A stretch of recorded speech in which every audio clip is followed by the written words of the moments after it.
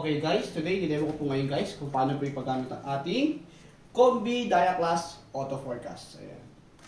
First guys, as you can see guys, nakalock po siya para naka-fold po siya guys. Para ma-unfold yan, ito guys, bali swipe mo to the right.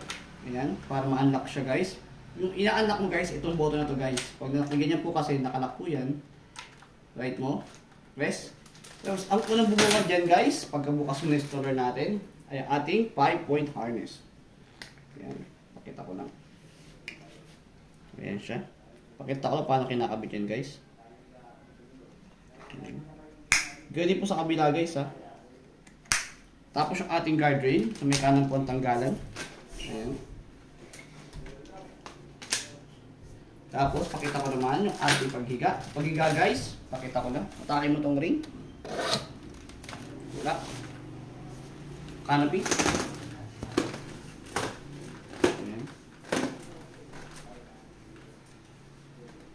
Pakita ko lang yung pika mo guys. Ito yun guys. Pakita ko lang paano siya ginagamit guys ha. Ganito po. Ayan. Para kitang kita. Ang dami niyang pika mo guys. Hindi siya basta-basta maiinitan dito guys. Kahit kung nakaharang man siya. Ayan. Kitang-kita nyo guys, ayun o. Ayan. Diba?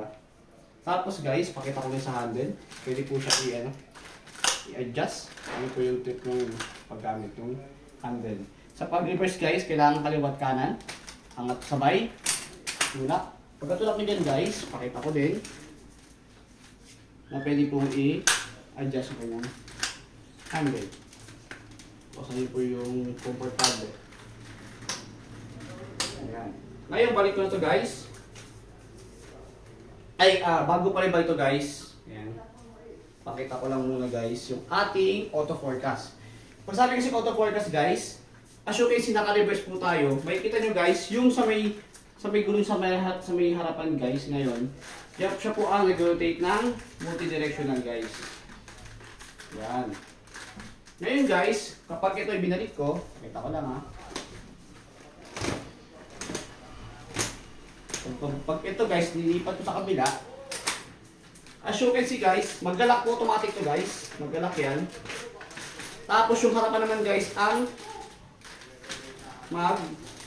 sorry. Nakalak yata.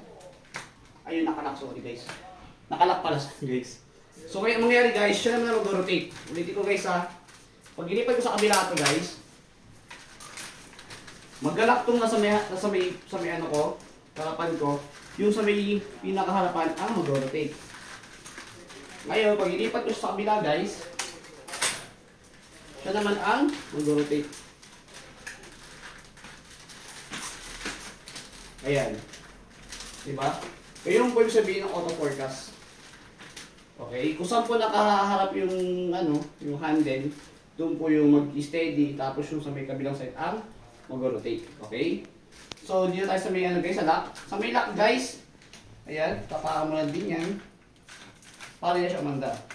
As you can see guys, dalawa po ang lock natin guys. Meron po sa may likod, meron din po sa may harap.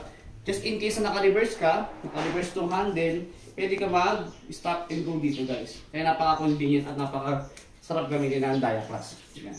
Pakita ko guys yung paninangat to guys. Atake mo lang to guys, dalawang itim na to. Ayan. At ang pinagandaan niya guys ang ating air-through system guys. Napaka-high-tech nito guys. Ito guys, air-through system. Ayan, as you can see guys. Dito mag-flow yung hangin para hindi basta-basta poison si baby kapag nakasakay sa stroller. Ayan guys, as you can see guys, nakabukas siya. Pag inangat mo yan, magkasara siya. Ito guys, baba, bubukas, pagtaas, sasarado. Diba? Paaganda guys. Pinakahula natin gagawin guys, ang pag-lock, pag-fold.